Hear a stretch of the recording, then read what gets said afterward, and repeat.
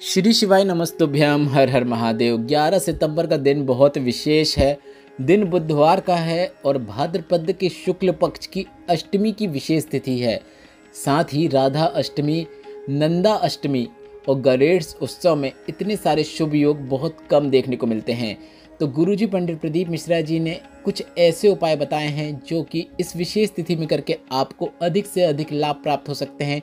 साथ ही एक ऐसा उपाय बताया है जिससे आपको चतुर्दशी तिथि के पहले करना होता है। गणेश चतुर्थी से अनंत चतुर्दशी के बीच यह उपाय करना होता है। वह उपाय की जानकारी भी हम आपको इस वीडियो के माध्यम से देने वाले हैं। साथ ही हम आपको गुरुजी पंडित प्रदीप मिश्रा जी के बताए पंचपुष्प शिव महापुराण कथा के 2 विशेष उपाय बताए हैं जिसे आप 11 सितंबर के दिन करके अधिक से अधिक लाभ प्राप्त कर सकते हैं।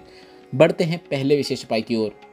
गुरुजी पंडित प्रदीप मिश्रा जी ने अपनी पंचपुष्प शिव महापुराण कथा में बताया था, गणेश जी ने शमी और मंदार या फिर आंकड़ा, जिसे हम मंदार और आंकड़ा दोनों कहते हैं, आपके क्षेत्र में जो बोलते होंगे आप उससे समझ सकते हैं। तो आपको शमी और मंदार को गणेश भगवान ने वरदान दिया था कि जिस स्थान पर आंकड़े और शमी के पुष्प एक साथ 21 वर्ष तक रहेंगे, मतलब ऐसी जगह जहाँ पर आंकड़ा और शमी पत्र आपको एक साथ लगे दिखाई दे दें, तो आपको यही जानकारी गुरुजी ने दी है कि ऐसी जगह जहाँ पर आंकड़े का पुष्प या फिर आंकड़े का पौधा और शमी दोनों एक साथ 21 वर्ष तक रहेंगे, उसकी जड़ में आकर स्वयं गणेश भगवान विराजमान होते हैं और लोग मुझे आंकड़े का गणेश कहेंगे। और गुरुजी ने यह भी बताया था, और मैं उनके घर में, जिस घर में भी ऐसा होता है, उनके घर में अष्ट सिद्धि और नवनिधि सब प्रदान कर देता हूँ। इसके बाद गुरुजी ने कहा था, अगर आपने आंकड़े के गणेश की पूजन की पर अगर आपको फल प्राप्त नहीं हुआ, तो गुरुजी ने कहा पर अगर आपको आंकड़े के बाजू में शमी दिखाई दे रहा है और ऐसे में अगर आप उस आंकड़े के नीचे गणेश भगवान की पूजन कर लेते हैं तो आपको अष्ट सिद्धि और नवनिधि प्राप्त हो जाती है। उपाय थोड़ा कठिन है, ऐसी जगह बहुत कम देखने को मिलती है, पर अगर आपके पास है तो आप यह उपाय कल अवश्य कीजिएगा। आप गोबर के गणेश बना सकते हैं और उनकी वहां पर पूजन अर्चन करके वहीं पर उसका विसर्जन कर सकते हैं। बढ़ते हैं दूसरी विशेष जानकारी की ओर। गुरुजी ने पंचपुष्प शिव महापुराण कथा में कहा था कि गणेश जी ने एक और वर दिया था कि मेरी आराधना करने वाला दूर्वा के साथ शमी पत्र या फिर शमी का पुष्प या फिर मंदार का पुष्प मुझे अर्पित करते हैं तो मैं उनकी मनवांछित इच्छा को पूरी कर देता हूँ।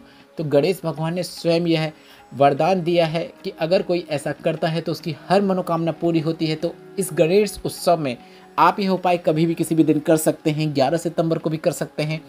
आपको एक दूर्वा लेनी है, साथ में आपको एक शमी पत्र या शमी का पुष्प लेना है, अगर शमी पत्र भी मिल जाता है तो भी पर्याप्त है, और साथ में आपको मंदार का पुष्प लेना है, मतलब आंकड़े का पुष्प लेना है।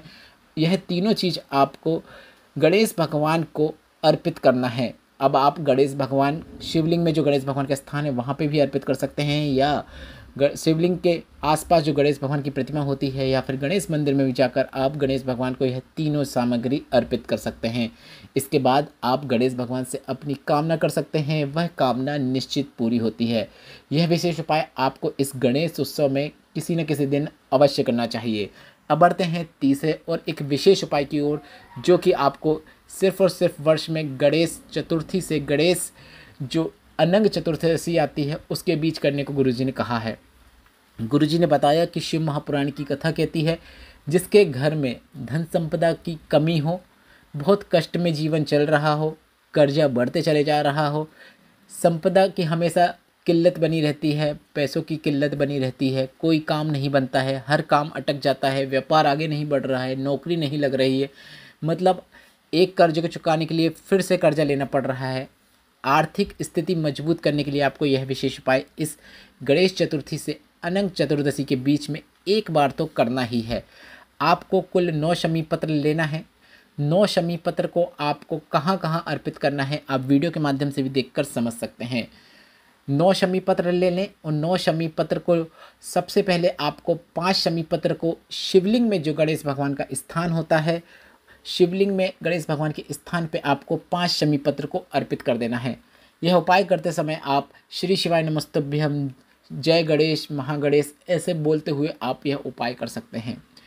इसके बाद आपको 3 शमी पत्र भोलेनाथ की शिवलिंग के ऊपर अर्पित कर देना है। 5 शमी पत्र आपने शिवलिंग में जो गणेश भगवान का स्थान होता है वहाँ पर अर्पित कर दिया। इसके बाद 3 शमी पत्र आपने भोलेनाथ की शिवलिंग के ऊपर अर्पित कर दिया। और सभी शमी पत्र को अर्पित करते समय इस बात का ध्यान रखना है कि शमी पत्र की डंडी जलधारी की ओर होना चाहिए। आप वीडियो में देखकर समझ सकते हैं कि डंडी किस ओर रखनी चाहिए। हमने आपको वीडियो के माध्यम से भी, फोटोज़ के माध्यम से भी यह उपाय करके बताया है ताकि आपको उपाय करने में कोई गलती ना हो। इसके बाद 1 शमी पत्र आपको शंकर भगवान के मंदिर से जाते समय आपके उल्टे हाथ की ओर, मतलब आपका मुख बाहर की ओर है, मंदिर की ओर आपका मुख नहीं है, शिवलिंग की ओर आपका मुख नहीं है, दरवाजे की ओर अंदर बैठते हुए आप शमी पत्र को अपने उल्टे हाथ की ओर चौखट में अर्पित कर दें। अगर आप मंदिर से बाहर निकलकर अर्पित करना चाहते हैं तो ऐसे में आपको अपने सीधे हाथ की ओर अर्पित करना होगा। मतलब जगह तो वही है, बस आप पलट जाएंगे तो आपका सीधा उल्टा हो जाएगा, उल्टा सीधा हो जाता है। इसलिए अंदर बैठ के कर रहे हैं तो उल्टे हाथ की ओर, अगर आपका मुख शिवलिंग की ओर है और ऐसे में आप बाहर बैठकर कर रहे हैं तो आपको अपने सीधे हाथ की ओर 1 शमी पत्र को अर्पित कर देना है। इसके बाद जब आप पूरी शमी पत्र मतलब 9 शमी पत्र अर्पित कर देंगे तब आपको जो अंतिम शमी पत्र आपने अर्पित की है उसके पास आपको एक घी का दीपक प्रज्वलित कर देना है। इस दीपक में आप लंबी बाती का उपयोग कर सकते हैं, आप चाहो तो गोल बाती का भी उपयोग कर सकते हैं। यह उपाय करते समय आपको गणेश भगवान का एक नाम है मयूर ध्वज, उसका स्मरण करना है। आप जब भी शमी पत्र को गणेश भगवान के स्थान पर अर्पित करेंगे तो आप मयूर ध्वज बोल सकते हैं। शिवलिंग के ऊपर अर्पित करेंगे तो श्री शिवाय नमस्तुभ्यम बोल सकते हैं। चौखट में अर्पित करेंगे तो भी आप मयूर ध्वज बोल सकते हैं। इस प्रकार से आप यह उपाय कर सकते हैं।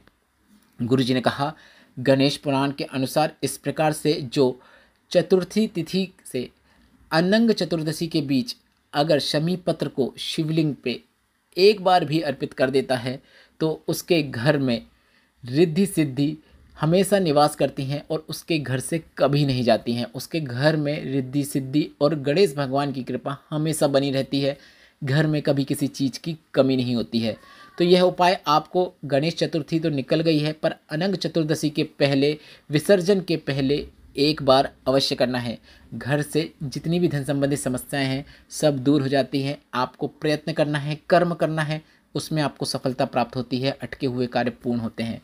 वीडियो उपयोगी लगा हो तो वीडियो को लाइक करके कमेंट बॉक्स में हर हर महादेव अवश्य टाइप कीजिएगा। और इस वीडियो में बताए उपायों से संबंधित कोई प्रश्न है तो वे प्रश्न आप कमेंट बॉक्स के जरिए पूछ सकते हैं।